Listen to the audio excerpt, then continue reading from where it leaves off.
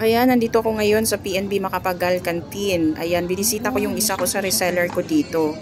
Ayan, si Ate Digna. First time kong pumasok dito sa bago nilang canteen. Bagong canteen nila yan. Unlike nung nandyan ako, 1 year ako dyan dati. Pero doon yun sa kabila. Maliit lang siya. Ito malaki talaga siya. Tapos lahat ng mga food, ano niya, nandyan lahat. Concessionaire. Lahat ng food concessionaire andyan. So pinag-isa na sila dyan. So ang ganda pala, ang laki-laki. So ayan ang pwesto ni Ate Digna. So habang nasa meeting yung husband ko sa admin, ako naman dito, ako sa canteen. Sa Ate Digna. O ayan sa Ate Digna. Ayan reseller ko. Ayan. Asan yung product mo? Ba't nakatago? So ayan.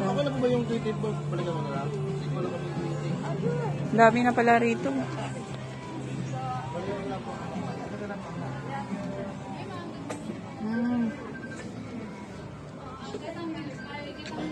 Daming ulam eh. 50 pesos lang. Hi ma'am, good morning. Morning po. Sarap ng ulam. Bangus.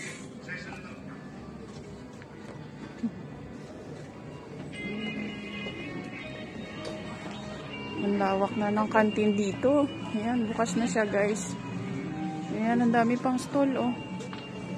Dami pa, pwede pa siguro dito. So, yan. Coffee, meron din. Ang lawak. Kumusta?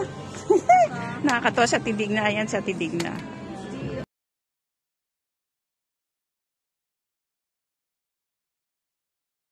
So, ang daming tinda ni Ate Digna. Oh.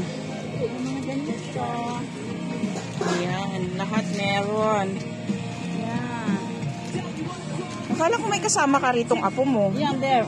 Ayan? Yung panganay kong apo. Ayan po, laki pala eh. Bakit walang pasok na yan? Wala, schedule sila 3 days, 3 days. Sarap ng mga tinda ni Ate Digna. Walang panganay. So habang nasa meeting ng asawa ko, ayan, nagtinda muna ako kay Ate Digna. Kaya medyo naubos yung paninda niya dyan. 4 na lang natira bago ako umalis. Ayan, ang saya-saya. Nakita ko ulit yung mga suki ko dyan sa PNB Macapagal. Nakakatuwa, nakakamiss yung mga mukha nila. Yung mga dati kong suki. Nakakatuwa. Ang ingay-ingay ko dyan nagbenta. Nakakatuwa. Mga dati kong boss sa Alay Bank, nakita ko rin dyan. Nakakatuwa. Nakakamiss yung mga itsura nila. Salamat mga suki. Ayan, empleyado ng PNB Macapagal. Thank you so much pagbili ng product ko.